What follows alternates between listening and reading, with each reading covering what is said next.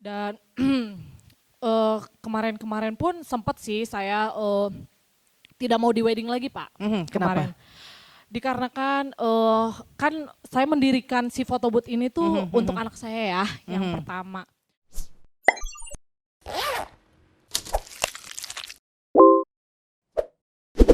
Biasanya saya ngobrol ataupun berbincang-bincang dengan vendor-vendor yang luar biasa. Tapi ini luar biasa nggak sih vendornya? Oke, Ya, kita ulang. Biasanya saya berbicara ataupun ngobrol-ngobrol santai dengan ya cowok-cowok yang luar biasa ya. Kalau vendor biasanya wanita itu vendor make up, tapi ini adalah vendor photo booth yang tidak kalah luar biasanya dengan vendor-vendor yang sudah ngobrol bareng di IMTV ini. Nah, penasaran kan? Penasaran kan? Penasaran kan? Penasaran kan? Penasaran kan? Langsung saja perkenalkan, ini dia Lucy Rahmawati. salah Pak. Oh, salah ya? Salah. Oh, Lucy Rahmawati yang Ya. tanpamu. Bukan, Oh, bukan ya? Pak, bukan. Kamu mantan Ebitri? Bukan. Mantan Saya artis jongo. Lucy. Ya, Ya. halo, Lucy apa sih? Kak Enda. Setiawati ya? Eh, Pak Enda ini ya. Oke. Baik. Oke, silakan dong perkenalkan. Halo semuanya, barangkali ada yang kenal saya Lucy. Nggak ada ya, nggak ada. Oke. Saya Lucy dari Flood Story Photo Booth. Nah, Nah, sudah kan dari kalian Ya. kan Lucy dari Flood Story Photo Booth.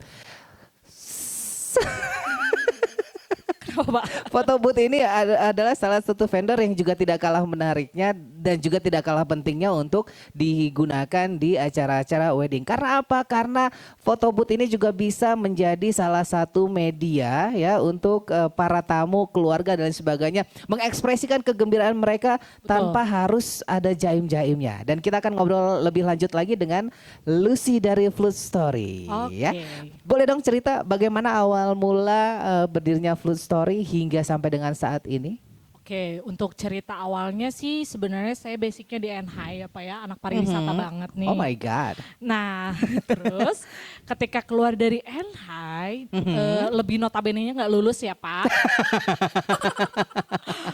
Saya mencari bakat saya yang terpendam itu ya. Sebenarnya saya basicnya tidak bisa motret, Dan ternyata cuman bakat yang terpendam itu adalah bakat kuwutu. iya bakatku tuh. Dan saya tuh sukanya berdagang, berniaga. Berniaga. Betul.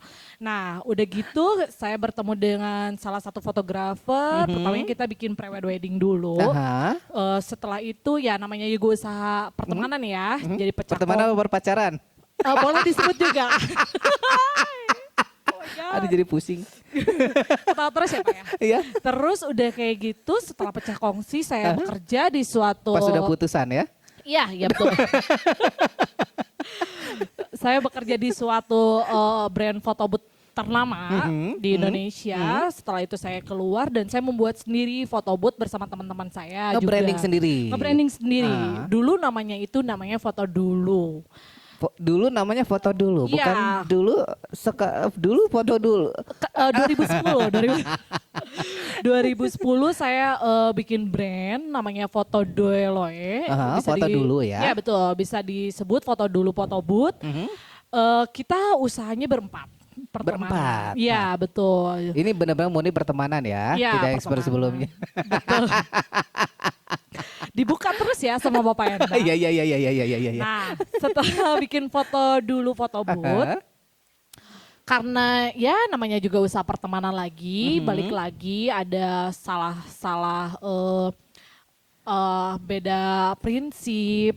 Jadi kami pecah lagi dan 2018 saya berganti nama dengan Flood Story. Foto dulu dari 2015 2010. 2010 sampai Betul. dengan 2017 dan mulai lagi bangkit kembali di 2018. 2018. Berarti Ya, ada rentan waktu 3 tahun. betul. 3 tahun ngapa? 2000 Tapi total saya di foto booth 10 tahun 10 mungkin tahun ya? Ya, betul. Selama rentan waktu antara kevakuman dari foto dulu ke Flood Story ngapain? Sebenarnya nggak ada vakum sih Pak, cuman ganti brand nama itu memang agak sulit ya, karena orang sudah mengenalnya dengan foto dulu. Ketika ganti brand nama Flood memang agak sulit kita, tapi karena saya mungkin kenal beberapa vendor Yes. dan saya eh, bilang kalau namanya berganti dengan Flood Story, alhamdulillah sampai sekarang kita masih diberikan rezeki oleh Allah. Amin. Gitu. Alhamdulillah. Bijak ya Pak. Bijak banget. Baik. Berbicara mengenai Flood Story, Ya. foto dulu. Kenapa namanya Flood? Sebenarnya sih namanya itu foto by. Sebentar. Ya jatuh Jangan, Pak di sini jangan dulu aja dilepas ya. nanti kamu nggak bisa bernafas. Insang kali ya. Sebenarnya tadi nanya apa ya Bapak lupa saya. Oh, kenapa namanya Kenapa Flood, nama? Flood Story? Nah, kan asalnya foto dulu nih Pak. Kenapa namanya Flood Story? Itu ada singkatannya Pak. Apa?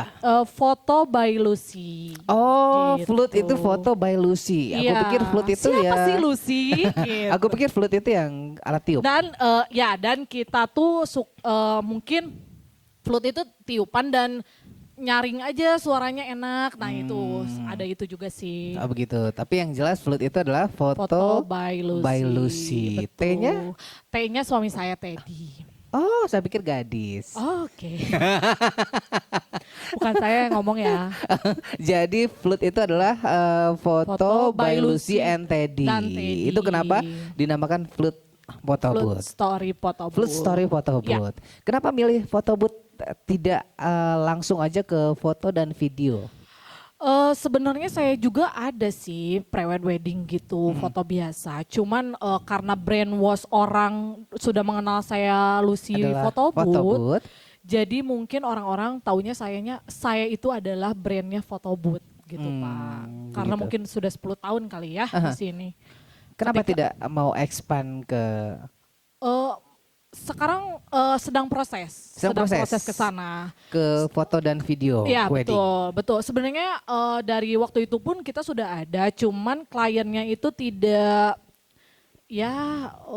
difokuskan, lebih difokuskan ke foto booth sih. Ya, lebih difokuskan ke foto booth terlebih dahulu. Betul. Cerita dong sekarang mengenai Flood Story tadi awal mulanya berdiri kan itu untuk menggantikan foto dulu. Betul. Sepanjang perjalanan Flood Story, boleh dong cerita? Oke. Nah, kenapa saya mendirikan foto booth ini ya? Awal cerita sih saya kan kerja di brand yang ternama itu. Mungkin faktor kebutuhan saya ya Pak ya. Faktor bakat. Faktor bakat. Pengembangan bakat. Butuh ya Pak. Karena waktu itu tahun 2010 saya sudah single parent. Dan mempunyai anak satu. Anak saya berkebutuhan khusus. Jadi ada kebutuhan pokok yang harus saya penuhi terus Pak, tiap hari dan tiap bulan, tiap minggunya pun. Nah dari situ sebenarnya passion saya di pariwisata Pak. Karena mengingat latar belakang pendidikan adalah Betul, NH ya, betul. pariwisata. Tapi mengingat saya tidak lulus juga, jadi saya Karena Anda saking pintar dan smart ya, jadi tidak lulus. saking solehnya Pak, betul. Jadi karena kebutuhan memaksa saya untuk berpenghasilan. Jadi apapun saya lakuin. Kebetulan di situ challenge kesempatan saya lagi di foto booth ini. Dan orang-orang mulai mengenal saya mempunyai foto booth. Dan kemarin-kemarin pun sempat sih saya tidak mau di wedding lagi Pak. Kenapa? Dikarenakan kan saya mendirikan si foto booth ini tuh untuk anak saya ya yang pertama. Namanya? Namanya Malvin. Malvin. Betul. Hai Malvin. Halo Malvin, sekarang Malvinnya udah di surga. Gitu. Malvin. Iya. Nah, Sorry untuk ya, enggak. gimana? Kemarin sempet sih saya tidak mau di wedding lagi. Dikarenakan ini tuh apa ya, penghasilan saya untuk menghidupi beliau. Malvin. Ya, karena ya begitulah kalau misalkan mempunyai anak berkebutuhan khusus, kayak popok, susu gitu kan harus terus ya Pak ya? Harus terus intens ya. Iya, betul.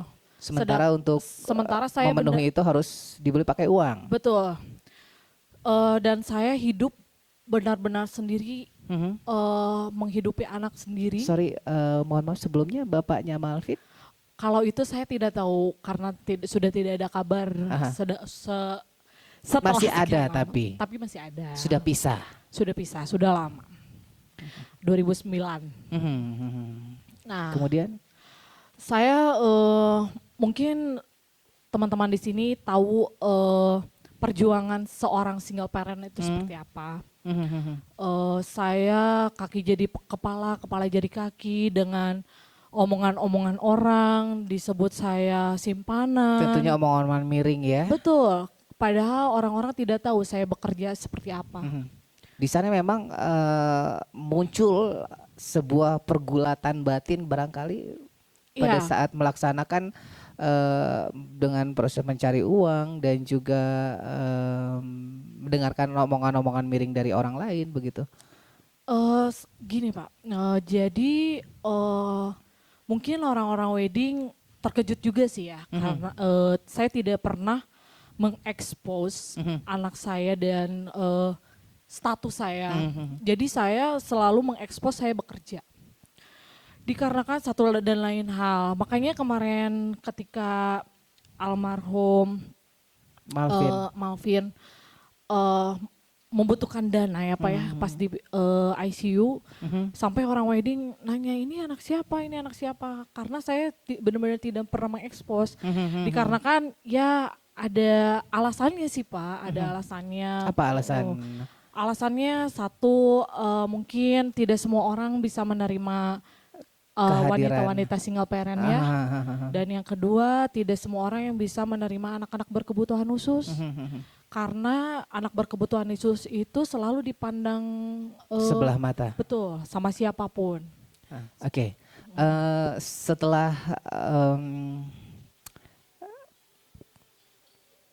Anda memberanikan diri untuk mengekspos almarhum Malvin, apa yang terjadi? Saya pertama mengekspos itu ketika saya menikah. Menikah untuk yang kedua kali. Ya, Aha. jadi sebenarnya saya tidak pernah ada pikiran untuk menikah lagi ya Pak. Karena menurut saya laki-laki itu melihat saya selalu sebelah mata. Ada sebuah ketraumaan sendiri. Betul. Terus saya selalu dihina, saya selalu dicampakan. Dari situ saya berpikir, oh mungkin memang saya tidak akan menikah lagi. Sampai akhirnya saya ketemu dengan Teddy. Cuman Teddy yang berjuang buat saya, dia yang mau menerima segala kekurangan dan kelebihan yang betul. Lucy miliki pada Betul. saat itu. Hanya Teddy yang berjuang. Dan tadi pun tahu keberadaan almarhum Malvin pada saat itu. Tahu banget. Mungkin Teddy pun berjuang untuk saya itu sulit ya Pak ya, karena Teddy masih di lingkungan pertemanan. Circle pertemanannya juga masih ada kaitannya dengan ayahnya ya, Malvin. Betul. Gitu. Nah, saya mungkin Teddy mendengar saya wanita yang tidak baik, saya wanita yang bisa dipakai oleh siapapun. Ternyata akhirnya Teddy tahu kalau pekerjaan saya itu emang seperti ini. Saya harus bekerja sampai malam. Kalau wedding itu bisa sampai jam 10. Betul. Kalau foto booth beres-beres sampai jam 11, sampai jam 12 sampai rumah. Ya, namanya juga single parent ya, pasti ada omongan-omongan yang nggak enak. Dan akhirnya Teddy membuktikan kalau saya bukan sewanita seperti itu tanpa harus mengklarifikasi kepada siapapun. Lantas kita kembali ke almarhum Malvin. Okay. Pada saat Anda mengekspos keberadaan Malvin di medsos dan sebagainya, kemudian juga tentunya tidak mudah untuk merawat seorang Malvin yang notabene punya kebutuhan khusus.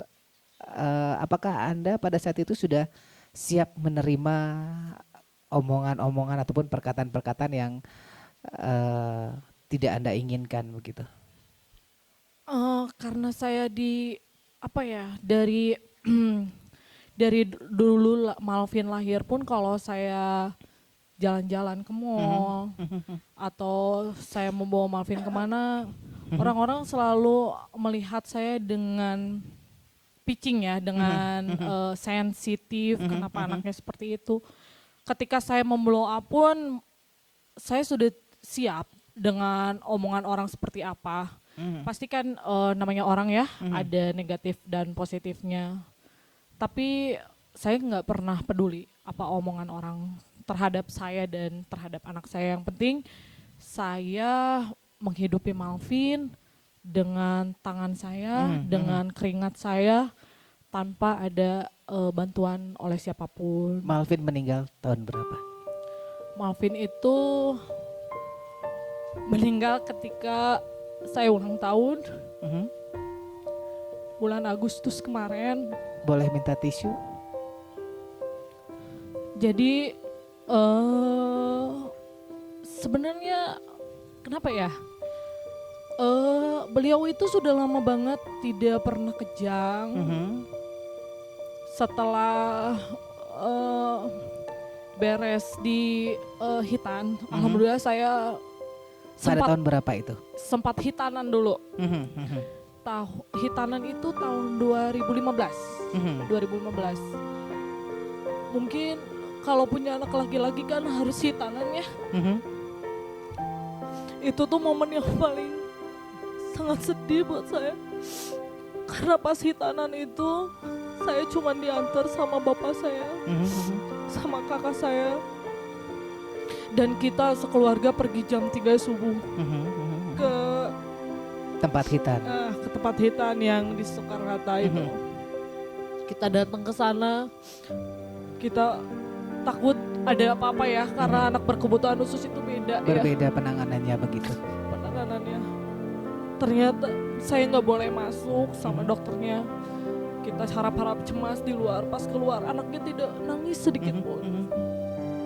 Nah dari situ beliau tidak pernah demam lagi, paling demam ya flu biasa. Sebelumnya memang sering? Sering banget, jadi kalau misalkan demam selalu kejang, selalu saya langsung bawa ke Santosa buat dikasih obat anti kejang. Setelah itu saya pun berdosa sih, setelah itu saya nggak merasa anak saya sehat, anak saya baik-baik saja. Jadi saya tidak pernah mengecek-ngecek lagi ke dokter.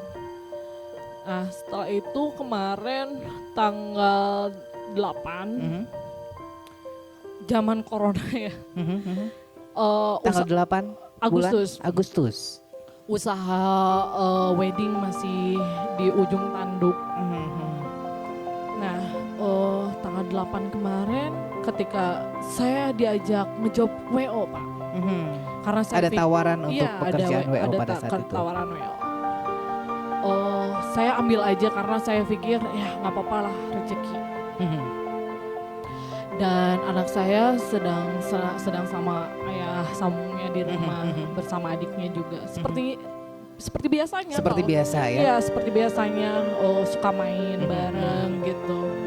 Dan suami saya suami yang paling baik banget. Bahasanya dia tuh yang selalu ngebersihin kotorannya gitu. Ya maulah berbagi sama saya untuk saya tuh jangan ngangkut beban ini tuh sendiri banget gitu. Nah pas tanggal 8 itu ketika saya dampingin calon pengantin wanitanya lagi nyuapin gitu, suami saya nelfon untuk cepet-cepet pulang karena ini Malvin kejang katanya gitu. Ini untuk kejang yang keberapa kali? Ini untuk kejang Dalam yang pertama kali setelah hitan. Jadi nggak pernah kejang, dari situ nggak pernah kejang apapun. Dan sebelumnya nggak ada indikasi demam, batuk nggak ada. Jadi tiba-tiba kejang. Nah dari situ saya berpikir wah ini ada apa? Ini kayaknya udah beda gitu, perasaan tuh udah. Ya Allah ini ada apa ya, ini ada apa. Saya pulang langsung dibawa ke UGD, ternyata anaknya udah di UGD. Dari situ saya dipaksa dokter untuk ini anak harus cepat-cepat ke ICU, ini harus cepat-cepat ke ICU, dan di biaya ICU-nya itu sampai belasan juta ya. Ketika itu ya Allah, saya uang dari mana? Itu ini posisi uang? kamu sudah ada di rumah sakit atau masih berada di acara? Sudah, karena saya Sudah. minta izin untuk pulang ya. Hahaha. Saya uang dari mana? Ini uang dari mana? Karena ya di enggak juga harus ada uang kan gitu. Sampai di situ saya sampai nangis-nangis di depan UGD rumah sakit, sampai semua orang ngeliatin karena mungkin sedramatis ini ya.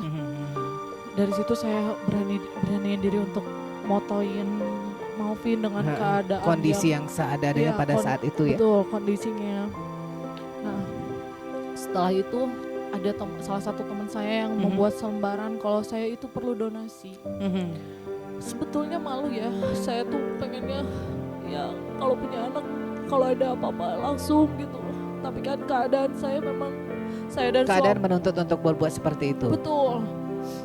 Karena mungkin usaha kami pun wedding sedang Lesu ya, ya, sedang pada lesu saat, banget memang gitu. pada saat pandemik ini memang Pandemik ada ini beberapa untuk wedding lesu ya, banget. betul. Nah dari situ ya Allah, saya berserah diri, saya nggak punya apa-apa, saya hanya berdoa aja tanpa nggak tahu Pada saat harus itu kayak uang gimana. tabungan ada berapa? Hanya ratusan ribu Pak. Jumlah hanya ratusan ribu yang ada di tabungan. Iya. Sementara butuh biaya untuk perawatan Malvin, pengobatan Malvin Per harinya belasan juta. per hari belasan Betul. juta. Kemudian yang kalian lakukan? Ya kita nggak ngelakuin apa-apa karena kita bingung. Kebetulan suami saya ada motor yang mau dijual gitu. Tapi nggak tahu Allah tuh menakdirkan yang lain, motor pun tidak bisa terjual karena orangnya tiba-tiba ibunya masuk Padahal rumah sakit. sebelum itu motor Sebelumnya itu udah sudah ada modeling, yang sudah nawar, modeling. sudah dealing ya. Terus kita berpikir ini kamera segala dijual lah, barang-barang foto mau cepet sama kita cepet-cepet dijual. Tapi namanya barang itu tidak bisa langsung terjual gitu. Dan orang tua kami pun ingin membantu sekali, tapi kondisinya kebetulan bapak saya uangnya di deposito dan beliau tidak percaya adanya ATM gitu. Betul, Masih keluarga ibu bapak yang jadul gitu. Jadi percayanya deposito. Sedangkan deposito cairnya lama gitu. Kami bingung banget di situ, benar-benar bingung. Dan ketika teman saya melakukan selembaran untuk donasi, ya Allah, apa ini jalan yang harus saya tempuh gitu. Bukannya saya ria ya Allah, tapi mungkin dulu kemarin-kemarin saya membuat donasi kecil-kecilan Orang-orang dan ya. sekarang mungkin saya yang harus didonasi sama orang. Sampai Dan ini mungkin adalah balasan apa yang sudah Amin, kamu amin ya lakukan Allah. pada saat itu ya. ya amin. Saya ingat pada saat awal-awal pandemi kamu juga melakukan pendonasian untuk para dokter Iya betul. dokter siaga COVID pada Ya. saat itu ya. Ya betul. Luar biasa sekali. Dan Jadi akhirnya mungkin ini sudah Sudah jalan. suratannya mungkin ya. Ketika alhamdulillah ketika di rumah sakit pun ternyata ada dokter yang saya kenal. Jadi jalannya itu betapa mulusnya gitu, betapa mulusnya, betapa ya Allah subhanallah lah, ini anak nggak ada dosa sama sekali ya. Tapi ya Allah, ini mungkin teguran berat buat saya ya, karena anak saya bukan anak yang tidak ada dosa sama sekali. Allah memperlihatkan mungkin yang mencabut nyawa itu seseram apa, mungkin akhirat itu seseram apa, dia teriak-teriak tapi tanpa ada mata yang tertuju kemana gitu. Nah dari situ saya bukannya minta dikasihani ya Pak, saya melihat saldo ATM ketika subuh sudah masuk uang 15 juta. ada tiba-tiba 15 juta masuk ke rekening 15 Anda. juta. Ya Allah, ini uang dari mana? Saya nggak tahu ini uang dari mana. Dan ketika itu harus ada keputusan untuk masuk ICU. Ini akan ICU mana? Dan suami saya ada temannya di Santosa. Kebetulan dia manajer manajer di Santosa. sebuah bagian Iya, di Santosa di ya. bagian Santosa. Dan menolong kami untuk cepat-cepatlah bawa ke sini. Ayo cepat ke bawah sini. Secepat kilat kita bisa masuk ke rumah sakit itu dengan fasilitas yang mungkin lengkap ya, karena ada di rumah sakit yang sebelumnya ada beberapa alat yang tidak mendukung. Nah, setelah masuk ICU Santosa, satu hambatan ini hati yang ini udah beres. Dan dari situ tiba-tiba dokter harus menyarankan, ibu ini harus diintubasi, ini harus masukin darah. Dan saya ya Allah bingung karena darah Malvin itu nggak sama dengan golongan darah saya. Sama dengan bapaknya? Iya betul. Saya bingung ini harus kemana carinya, karena mau minta tolong sama siapa. Bapaknya pada saat itu tidak hadir? Tidak. Sampai akhirnya ada 20 orang datang ke PMI mau mencari darah yang sama dengan Malvin mendonorkan pada saat itu untuk Malvin. Nah setelah itu suami saya pun mungkin stres kali ya, dia sakit. Akhirnya saya yang standby sendiri di rumah sakit. Beribu-ribu keputusan yang harus saya putusin dengan cepat, tepat kan kalau kayak gitu. Nah hari terakhir pas tanggal 11 dokter itu bilang, ibu Malvin harus CT scan. Tapi kebetulan CT scan rumah sakit kita lagi rusak. Jadi harus ke rumah sakit cabang. Jarak dari rumah sakit ke rumah sakit cabang? Nggak terlalu jauh sih, cuma 15 menit. Cuman kan ada hikmahnya juga karena almarhum itu suka banget naik mobil.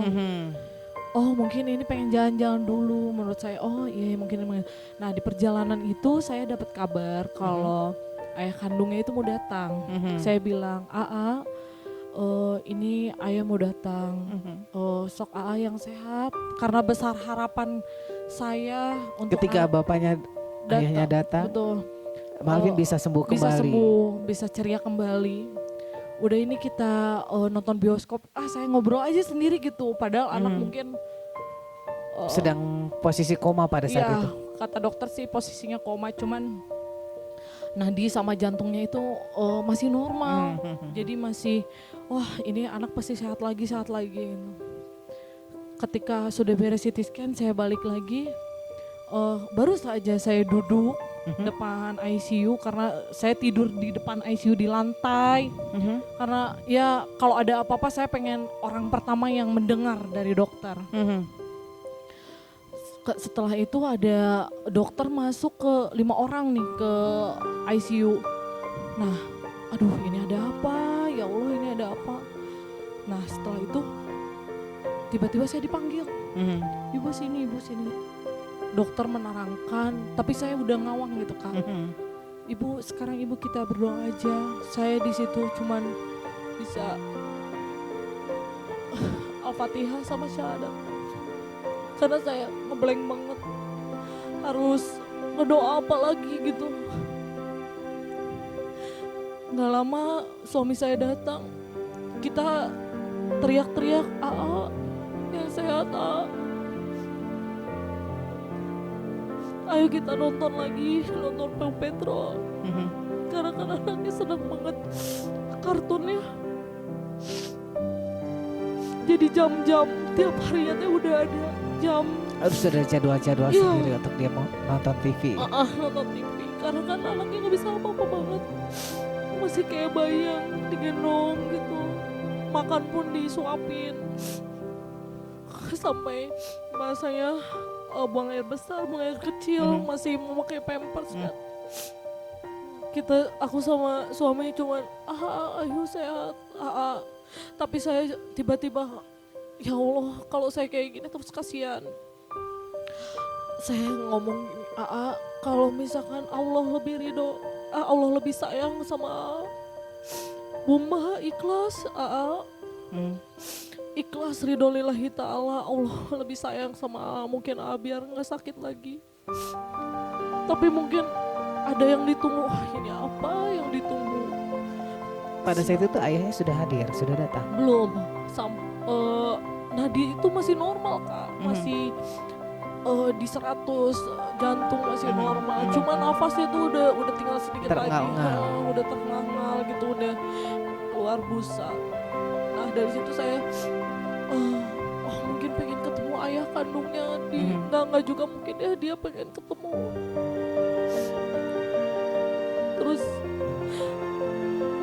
akhirnya ada handphone masuk ke ruang ICU, hanya dengan handphone masuk Kak, saya bilang oh ini ayah kandungnya nge-video call.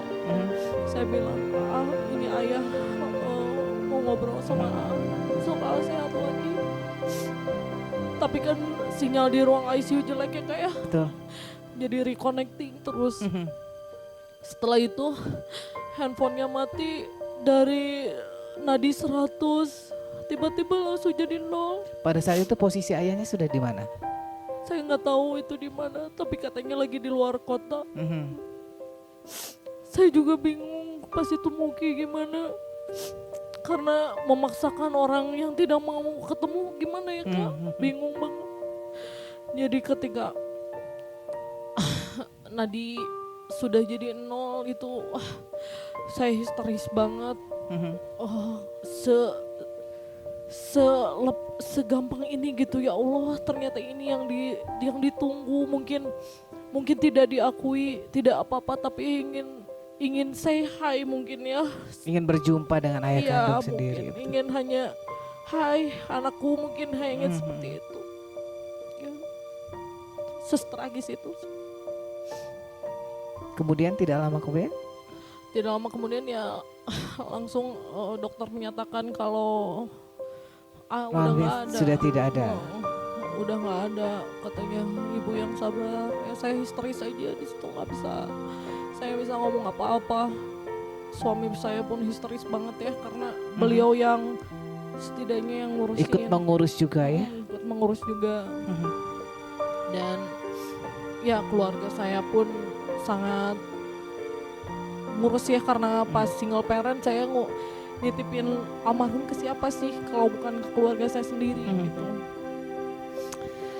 Teman-teman semua, obrolan kita kali ini mungkin agak sedikit menyimpang dari tema ataupun konsep yang sudah kita usung sebelumnya. Tapi obrolan kita ini begitu luar biasa dan sungguh menyentuh, dan juga mungkin bisa menjadi inspirasi tersendiri bagi Anda ya, seorang ibu ataupun orang tua yang tentunya harus memiliki rasa kasih sayang yang tulus kepada anaknya, apapun keadaan dan kondisi anaknya, seperti yang dialami oleh Lucy ini.